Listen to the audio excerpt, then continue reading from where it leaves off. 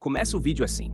Antes de tudo, quero deixar claro: não estou aqui para defender partido, candidato ou bandeira humana. O que vou falar vem das Escrituras, porque nesse momento o Brasil está vivendo uma verdadeira guerra política. E precisamos entender como a Bíblia nos orienta a agir. Abra sua Bíblia e juntos vamos deixar a Bíblia falar. Em 2 Timóteo capítulo 2, versículo 4, está escrito: nenhum soldado se envolve em negócios desta vida, porque deseja agradar aquele que o alistou para a guerra.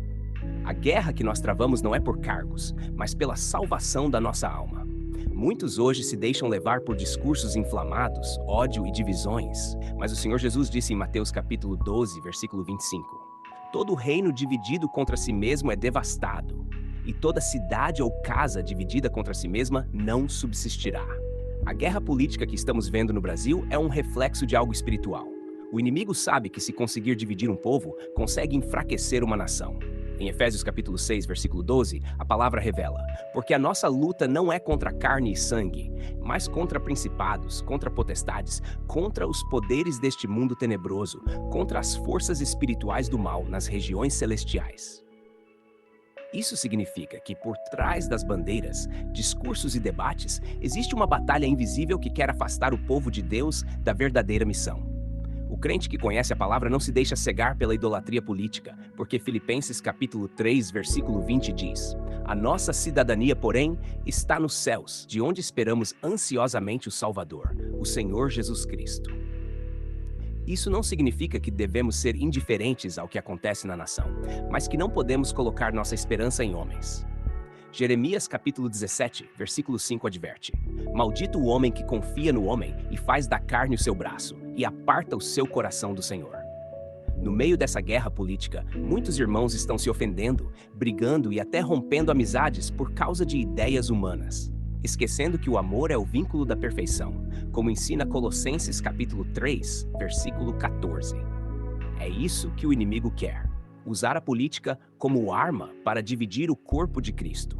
A Bíblia nos ensina que devemos orar por todos que estão no governo, independente de quem seja, para que possamos viver vida tranquila e piedosa, como está escrito em 1 Timóteo capítulo 2, versículos 1 e 2.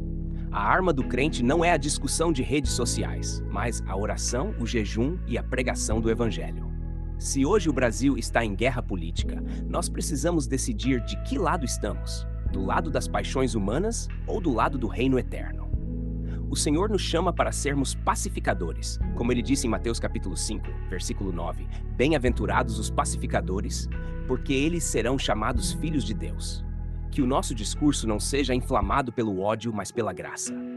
Quando a política se torna uma guerra, ela passa a se parecer muito com o que Tiago capítulo 4, versículos 1 e 2 descreve. De onde vêm as guerras e contendas que há entre vocês? Não vêm das paixões que guerreiam dentro de vocês? Vocês cobiçam coisas, mas não as têm. Matam e invejam, mas não conseguem obter o que desejam. Vocês vivem a lutar e a fazer guerras. Ou seja, o problema não está apenas nos discursos, mas na motivação do coração humano. O desejo de poder, de domínio e de impor a própria vontade. O povo de Deus precisa discernir o espírito desse tempo. Jesus nos alertou em Mateus capítulo 24, versículo 12: por se multiplicar a iniquidade, o amor de muitos esfriará. A guerra política no Brasil está roubando o amor, porque está colocando ideologia acima da misericórdia, bandeira acima da cruz, e isso é um grande perigo espiritual. Veja que em Provérbios capítulo 29, versículo 2, a Bíblia diz: quando os justos governam, o povo se alegra, mas quando o ímpio governa, o povo geme.